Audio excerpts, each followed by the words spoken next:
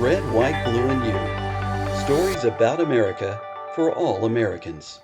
Welcome to this episode of Red, White, Blue, and You.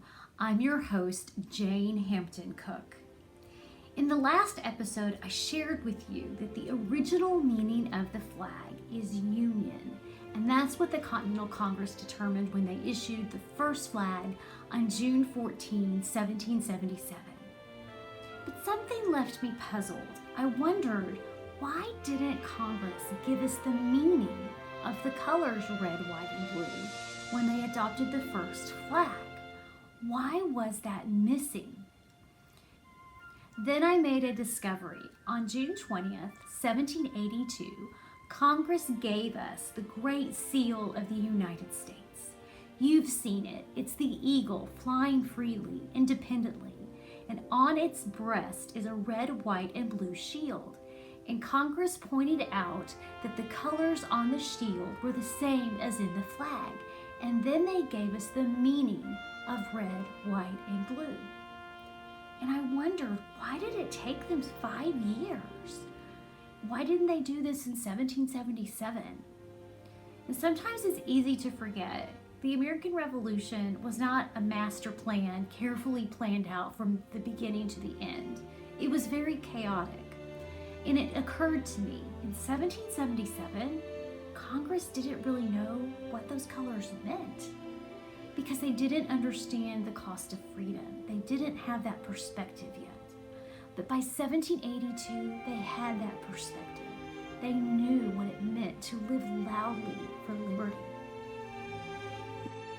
On June 14, 1777, the same day that they adopted the flag, they had hired a new ship captain. His name was John Paul Jones. And John Paul Jones went on to become America's first Navy war hero because as his ship is sinking, he calls out, "Surrender, I have not yet begun to fight." And John Paul Jones lost his ship, but he won that battle, which made him America's first Navy war hero. And by 1782, Congress understood the valor of John Paul Jones. They understood the perseverance of George Washington, who had suffered a terrible defeat in New York in 1776.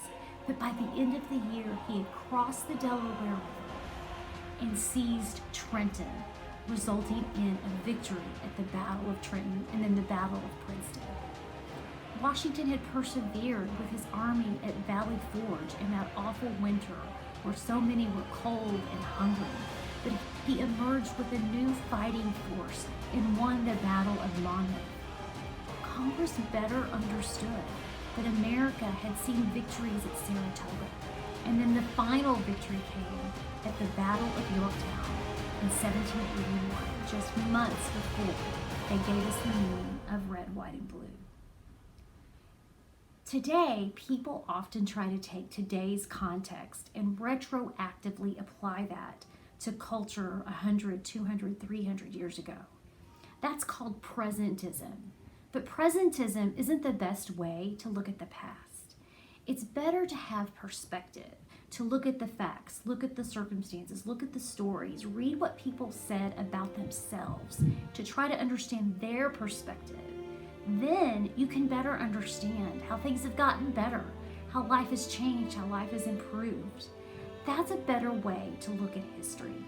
It's all about perspective and keeping that healthy balance of never forgetting the bad things in the past, but not letting them hold us back or identify who we are today, and letting us have our own sense of destiny and our own sense of future, not defined by the bad things in the past, but by the great things, the things that made us strong, the things that make us healthy today.